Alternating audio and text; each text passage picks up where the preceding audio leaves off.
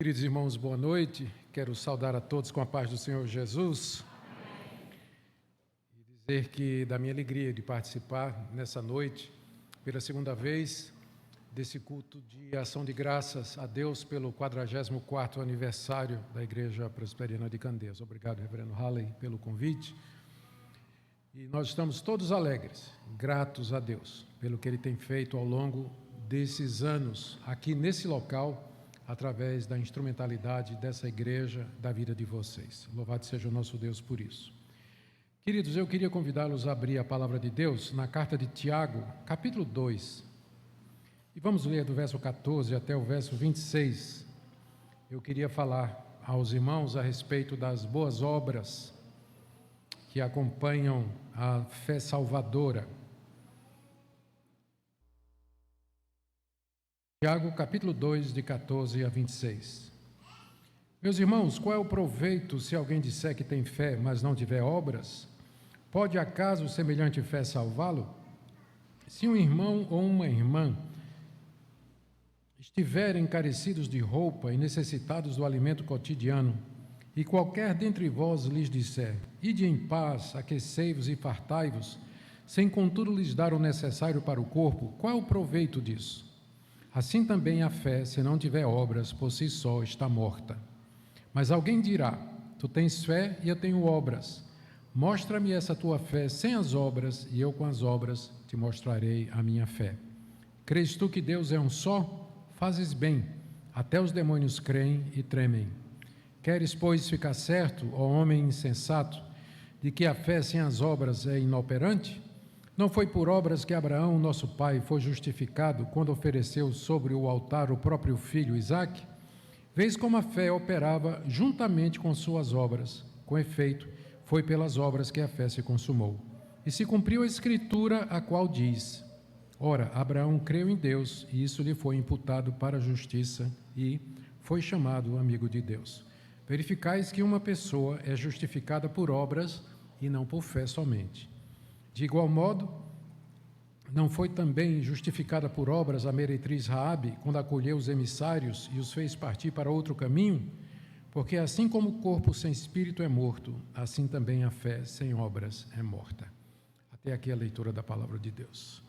Ó Senhor querido, te agradecemos por esse culto, te agradecemos por essa igreja, pelo seu trabalho durante estes anos. E agora, quando abrimos a Tua palavra, pedimos a orientação do Teu Espírito Santo para compreendê-la e aplicá-la ao nosso coração. Em nome de Jesus. Amém. Irmãos, Tiago escreveu essa carta com dois objetivos. Primeiro, ele queria ajudar aqueles cristãos espalhados pelo Império Romano a enfrentar suas tribulações, suas angústias, seu sofrimento de uma maneira digna do Evangelho. E a segunda razão era ajudá-los a ter uma vida cristã mais consistente. De alguma maneira, aquela comunidade havia interpretado mal a doutrina da justificação pela fé, a salvação pela graça, e pensado que obras não eram requeridas ou que não faziam parte daquilo que se convencionou chamar de a redenção, a justificação pela fé em Cristo Jesus. E Tiago escreve para corrigi-los com respeito a isso. E essa deficiência doutrinária, ela se mostra de várias formas. Aqui na carta a gente percebe. Tiago, por exemplo, critica porque eles gostavam de ouvir sermões, mas não colocavam em prática. Os critica aqui porque eles estavam esquecidos do papel das obras dentro do plano da salvação. E outras críticas que revelam que havia esse problema ali naquela comunidade e que era originário, sem dúvida, de uma compreensão errada da doutrina da justificação pela fé. A Bíblia toda ensina, e Paulo particularmente enfatiza isso, que Deus nos justifica de nossos pecados mediante a obra que Cristo realizou na cruz e a qual nos é imputada mediante a fé. E que isso não é com obras da lei, não é por alguma coisa que nós façamos para merecer de Deus algum favor, mas é pela livre graça de Deus. Vocês podem perceber como é fácil alguém interpretar errado isso aí e tirar uma conclusão falsa, de que as obras não têm nenhum papel na vida cristã. Nós, evangélicos, por causa dos espíritas terem sequestrado esse termo, boas obras, a gente, em reação, nem fala sobre o assunto. A gente fica com medo de falar sobre boas obras, que o Espiritismo interpreta como sendo caridade. Eu quero mostrar para vocês que boas obras na Bíblia é muito mais do que caridade, é muito mais amplo. E o catolicismo romano também, na sua ênfase na necessidade de boas obras, em reação, os evangélicos enfatizam a justificação pela fé, sem as obras, e o resultado é esse desequilíbrio do tipo que Tiago está querendo corrigir aqui. Fé e obras, elas andam juntas, elas são dois lados de uma mesma moeda. A fé que salva, ela produz boas obras, e obra que é verdadeiramente boa, ela se origina de um coração que tem fé. Você não pode separar as duas coisas. Elas estão juntas, jungidas por Deus, que na sua sabedoria assim planejou a salvação do homem. Vejam como Tiago desenvolve isso aqui no texto que eu li para vocês. Em primeiro lugar, no verso 14, ele estabelece qual é o problema que ele vai tratar, com uma pergunta. Meus irmãos, qual é o proveito se alguém disser que tem fé, mas não tiver obras? Pode acaso semelhante fé salvá-lo? Ele, na verdade, está falando de uma declaração de fé. Qual o proveito se alguém disser que tem fé em Jesus Cristo, mas essa pessoa não tem obras? Essa declaração, essa profissão de fé pode salvar a pessoa? Jesus disse que quem professá-lo diante dos homens, ele também vai professar diante do seu Pai que está nos céus. Paulo diz em Romanos que se a gente crer com o coração e confessar com a boca, a gente vai ser salvo. Eu não estou diminuindo a importância de você professar a sua fé. Eu estou dizendo, com Tiago, que se essa profissão de fé não for seguida de obras, ela não vai salvar você. Ela não implica em salvação. Não implica. Qual o proveito de você dizer, eu creio em Jesus Cristo, mas você não tem obras que provam que essa declaração é genuína e verdadeira? Então, está aqui o problema que Tiago vai explicar. E ele dá uma ilustração do que ele está dizendo no verso 15 e 16, a partir de uma situação que com certeza era muito comum naquela época, que seria o seguinte: um membro da igreja que professa a fé em Jesus encontra seu irmão na rua, imaginemos, passando necessidade, com fome e com frio. E aí ele chega para o irmão e diz, ô meu irmão, que o calor de Deus aqueça seu corpo e que o pão do céu espiritual mate a sua fome, vá em paz. Isso vai resolver o problema do irmão? Por mais piedoso que pareça, se você não meter a mão no bolso e tirar 20 conto para ele comprar um lanche e mais dinheiro para ele comprar uma roupa, isso não vai adiantar nada. Da mesma forma, você dizer, eu creio em Jesus Cristo, mas você não tiver obras que comprovem isso, essa sua declaração é tão vazia quanto essa oração que Tiago acabou de descrever aqui, verso 15. Se um irmão ou uma irmã estiverem carecidos de roupa e necessitados de alimento cotidiano, e qualquer dentre vós lhe disser, ide em paz, aquecei-vos e fartai-vos, sem contudo lhes dar o necessário para o corpo, qual o proveito disso? Resposta, nenhum. Então, a declaração de fé, a profissão de fé, ela tem que ser acompanhada de uma mudança de vida, de obras, de atitudes que demonstram que é uma confissão verdadeira. Porque qualquer pessoa pode dizer que tem fé em Jesus Cristo. Aliás, o Brasil todo, 90% dos brasileiros se declaram cristãos, acreditam em Deus e acreditam em Jesus Cristo, e na Virgem Maria também, Mas uma declaração de fé em Jesus que não é acompanhada de fatos concretos, atitudes realizadas pela pessoa, então é uma declaração falsa e não vai salvá-lo, não vai salvá-lo. Agora, o segundo ponto de Tiago está aí no verso 18. Só existe uma maneira de você demonstrar que você tem fé, que é através das obras. Ele diz aí, verso 18, mas alguém, o alguém aqui é o Tiago, ele agora começa um diálogo com um adversário imaginário, né? Tiago começa a conversar com uma dessas pessoas que acham que basta declarar sua fé em Jesus Cristo e que ela está salva. Tiago vai dizer para ela: mas eu, o alguém aí é Tiago, mas eu vou dizer para você, você tem fé, quer dizer, você diz que você tem fé, e eu, Tiago, tenho obras. Me mostre essa fé que você diz que você tem, sem obras, e eu, com as minhas obras, te mostrarei a minha fé. O que Tiago está dizendo aqui é que só tem uma maneira de você demonstrar que a sua fé é verdadeira, que é através das obras. Eu olho para vocês aqui nessa noite e eu não consigo ver o coração de vocês. Eu não sei quem de vocês tem fé verdadeira. É a mesma coisa de olhar para uma árvore e você não vê a seiva que corre dentro dela. Mas eu sei que aquela árvore está viva e que a seiva está correndo por ela, porque a árvore tem folhas verdes e ela produz fruto. Da mesma forma, olhando para vocês, eu não consigo ver a fé no coração e na mente de vocês, mas eu sei que vocês têm fé pelo fruto que vocês produzem, pelas obras que vocês praticam. Ou seja, a fé só pode ser demonstrada mediante as obras. Sem obras não tem como você provar, ou saber, ou se convencer de que você tem fé verdadeira. As obras vêm como um complemento inseparável da verdadeira fé. O terceiro argumento de Tiago está aí no verso 19, que crê até o diabo acredita, não é? Verso 19: crês tu que Deus é um só? Fazes bem, até os demônios creem e tremem.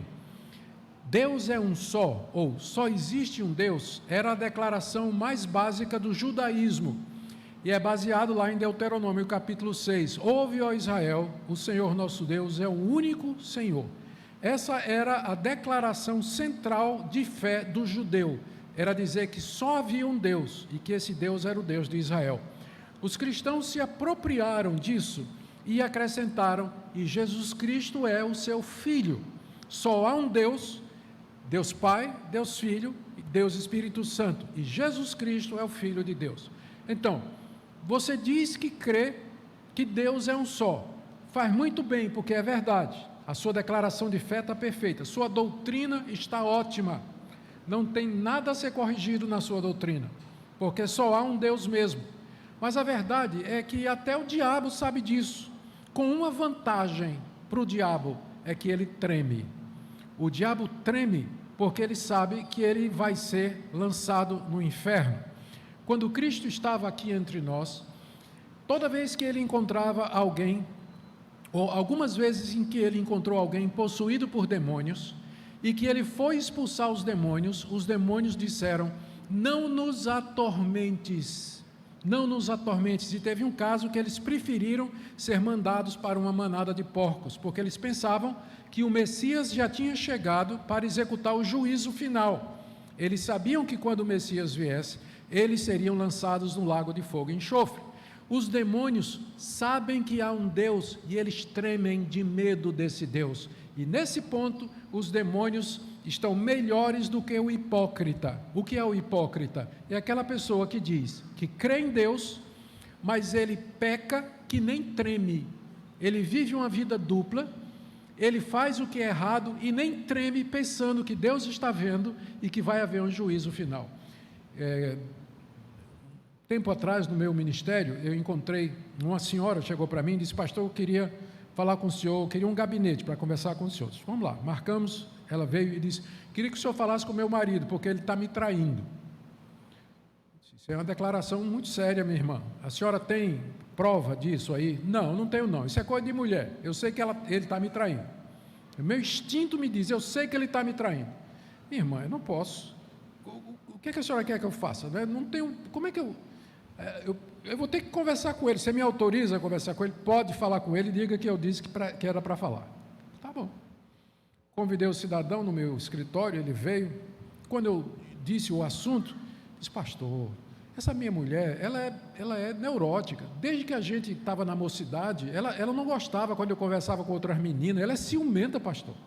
Em tudo ela vê traição, ela é muito ciumenta.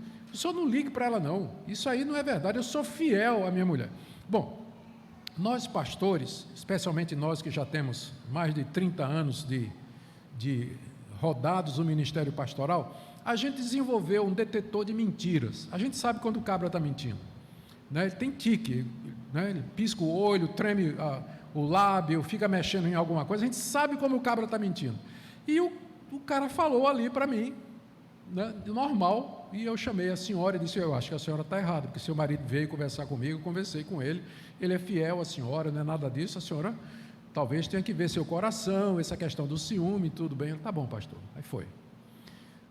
Algum tempo depois, eu não me recordo mais, ela chegou para mim com o celular dele, disse: aqui, pastor, está aqui as mensagens que ele troca com a amante. Eu olhei e era mesmo. Aí chamei o cara e disse: eu queria voltar àquele assunto. Você sabe aquele negócio da traição? Pastor, minha mulher foi de novo conversar com o senhor, mas olha, não tem jeito. Gente, esse homem não mexia o beiço, não é cara de pau, mas cara de pau assim, ó, nem tremia. Aí quando eu mostrei o celular para ele: pastor. Aí chorou, confessou, tudo mais, pediu perdão. Aí me bateu assim e eu perguntei: só uma pergunta, foi só essa vez? Ele disse: já que o senhor perguntou. Vinha traindo a mulher já há muitos anos com muitas pessoas. A questão é que ele estava diante de mim e nem tremia, era membro da igreja, cara de pau, nem tremia. O diabo, se tivesse salvação para o diabo entrava no céu na frente dele, porque os demônios creem e tremem. O hipócrita, ele não treme, ele não teme, ele pensa que está tudo bem entre ele e Deus. Eu creio, está resolvido, não temos juízo de Deus, ou qualquer coisa dessa natureza. Esse é o argumento de Tiago aí. Você crê que Deus é um só? Faz muito bem, porque os demônios também creem e tremem, O quarto argumento de Tiago é do verso 20 até o verso 25, é baseado em dois exemplos que ele tira do Antigo Testamento.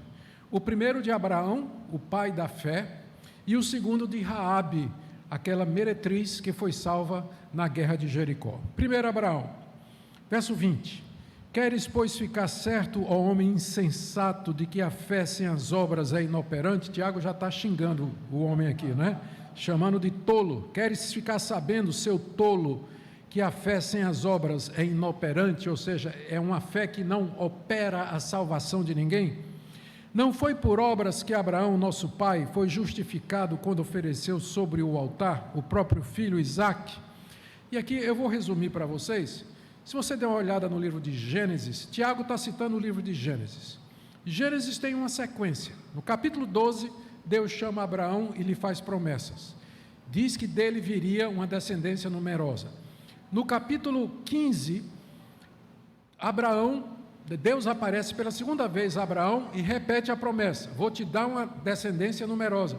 Aí Abraão diz: mas como é que isso vai acontecer se eu não tenho filhos? Porque faz anos que o Senhor prometeu e minha esposa continua estéril e a gente está ficando velho e não tem filhos. E Deus então chama Abraão, manda que ele conte as estrelas do céu e diz: tão numerosas quanto as estrelas do céu, assim será, tão numerosa quanto as estrelas do céu, assim será a tua descendência.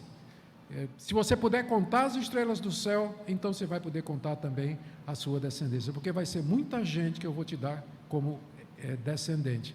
E lá o trecho diz que Abraão creu em Deus e isso lhe foi imputado para a justiça. Abraão creu e ele foi justificado pela fé ali naquele momento. Naquele momento Deus lhe atribuiu a justiça do Messias. Abraão foi salvo ali, salvo pela graça, justificado mediante a fé na promessa de Deus. Às vezes as pessoas perguntam: como é que eram salvas as pessoas no Antigo Testamento? Resposta: do mesmo jeito que nós somos. A diferença era, como no caso de Abraão, que Abraão creu no Messias que haveria de vir, da sua descendência, e nós cremos no Messias que já veio. A fé de Abraão olhava para frente, a nossa fé olha para trás, para o Messias que já veio há 2000 anos, mas é a mesma fé, Sempre a salvação foi pela graça mediante a fé, nunca foi por obras, por coisa nenhuma. Capítulo 15, Abraão é justificado pela fé. Capítulo 22, Deus aparece e diz a Abraão: eu quero que você sacrifique seu filho. Isaac já tinha nascido, já era crescidinho, e agora Deus pede que Abraão o entregue no alto do monte Moriá, morto e queimado em holocausto. E Abraão acorda de manhã cedo, pega o filho, faz todos os preparativos com os servos, jumento, lenha, e vai lá para a região do monte Moriá, 3 dias de viagem, para sacrificar o seu filho no alto do monte. Sobe o monte, prepara tudo, faz um altar, amarra a lenha, amarra o filho, põe em cima, pega a faca para matá-lo. Do céu, o anjo do Senhor diz: Abraão, não faça mal ao seu filho, porque agora eu sei que você de fato teme a Deus. Então, Abraão foi justificado no capítulo 15, mas foi justificado no capítulo 22, porque as obras que Abraão, e obra aqui, você percebe, já é obediência, não é? Obra aqui não é caridade. As obras de Abraão eram a obediência, entregar a Deus o que ele tinha de mais precioso, era uma prova do que o que aconteceu no capítulo 15 era verdadeiro. Esse é o argumento de Tiago aqui. Vamos ver outra vez? Verso 21, não foi por obras que Abraão, o nosso pai, foi justificado, quando ofereceu sobre o altar o próprio filho Isaque? Vês como a fé operava juntamente com suas obras, e com efeito foi pelas obras, a obra aqui o que foi? Gênesis 22, entregar seu filho. Foi pelas obras que a fé, Gênesis 15, quando ele creu em Deus, foi justificado. Pelas obras a fé se consumou e se cumpriu a escritura que diz que Abraão creu em Deus e isso lhe foi imputado para a justiça e foi chamado amigo de Deus. A conclusão do verso 24, a conclusão de Tiago é essa: verificais que uma pessoa é justificada por obras e não por fé somente. Quando ele diz aqui que uma pessoa é justificada por obras e não por fé somente, ele está dizendo que uma declaração de fé de uma pessoa salva se essa declaração de fé for corroborada, for sustentada por obras, como por exemplo, aquilo que Abraão fez, a obediência de Abraão a Deus, demonstrando que sua fé era verdadeira. Alguns perguntam, mas isso não tem contradição com o que Paulo diz? De jeito nenhum. Paulo também fala a respeito da necessidade de nós vivermos uma vida santa diante de Deus. Sem isso, a gente não vai entrar no reino de Deus, E Tiago também fala que nós somos salvos pela fé. Capítulo 2, verso 1: meus irmãos, não tenham a fé em nosso Senhor Jesus Cristo, Senhor da glória, em acepção de pessoas. Os dois estão dizendo a mesma coisa, mas só que eles estão falando para públicos diferentes. Paulo escreveu sua carta aos Romanos, onde ele fala da justificação pela fé, a pessoas que achavam que podiam ser salvas pelas obras. Paulo diz: vocês não são salvos por obras, vocês são salvos pela fé em Cristo Jesus. Tiago escreveu sua carta para cristãos que achavam que bastava dizer que tinha fé e que eles iriam ser salvos. Tiago diz: esse tipo de fé não salva ninguém, você precisa de obras que demonstrem que sua fé é verdadeira. Não há conflito entre Paulo e Tiago, na verdade se complementam, as duas coisas andam juntas. A fé verdadeira vai produzir obras na vida daquela pessoa que a tem. O segundo exemplo que Tiago usa está no verso 25.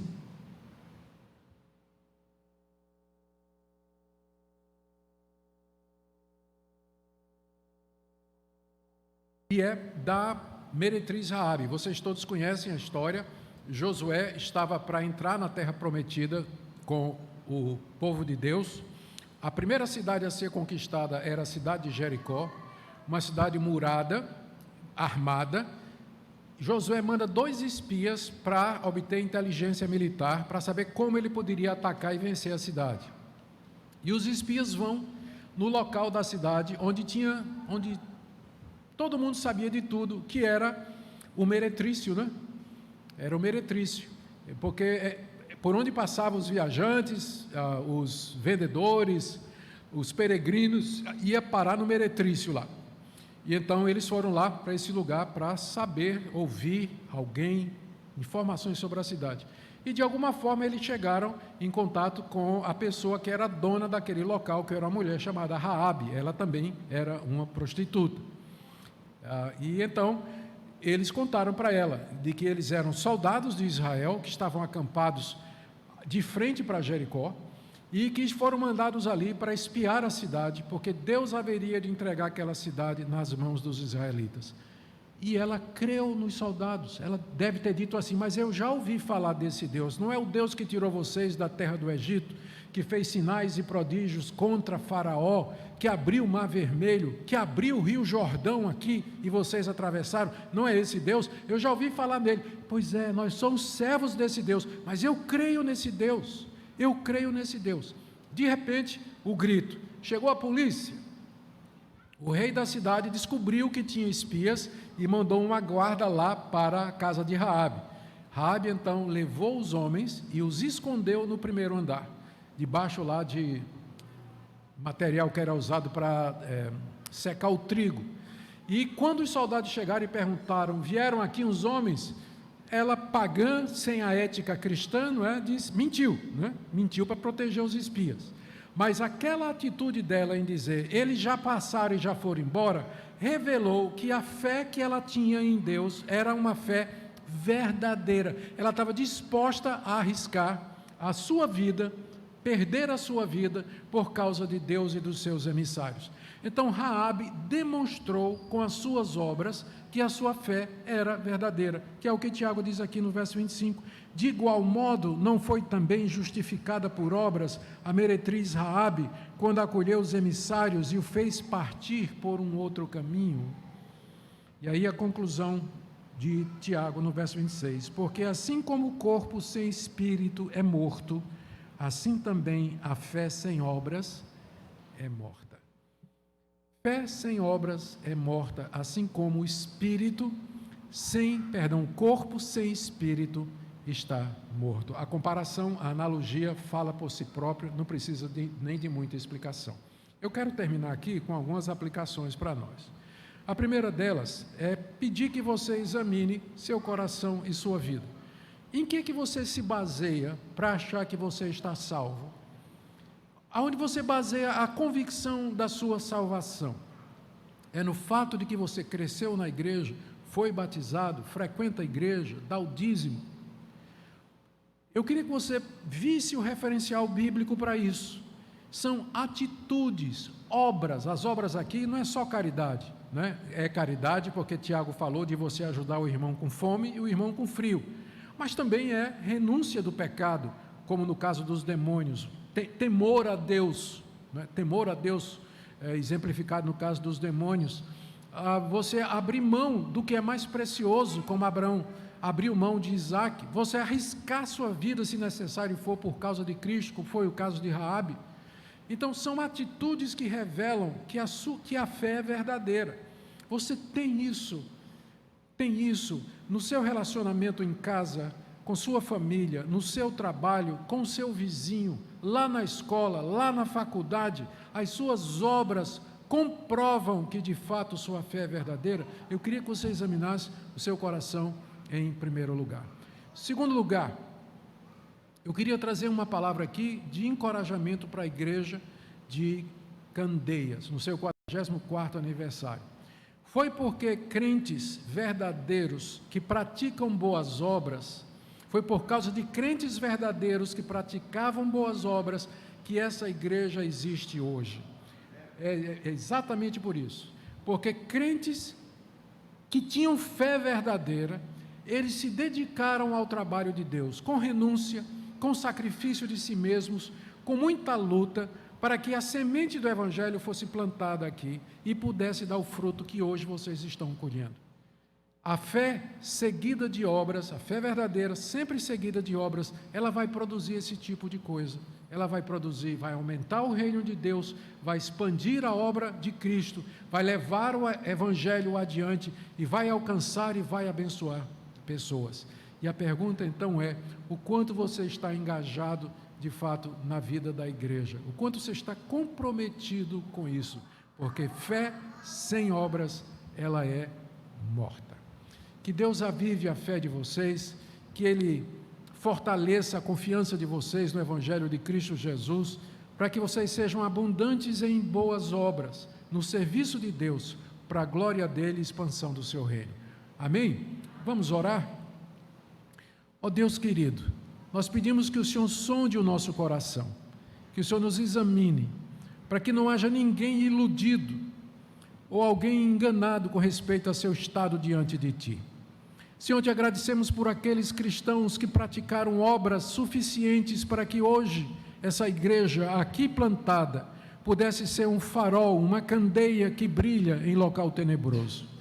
Nós te damos graças e nós queremos também ser pessoas cheias de boas obras para levar esse legado para a próxima geração. Ouve a nossa oração, abençoa essa igreja, seu pastor, seu conselho, a junta diaconal, professores, líderes, a todos guia e abençoa. Em nome do Senhor Jesus. Amém. Deus abençoe a vida de vocês, irmãos.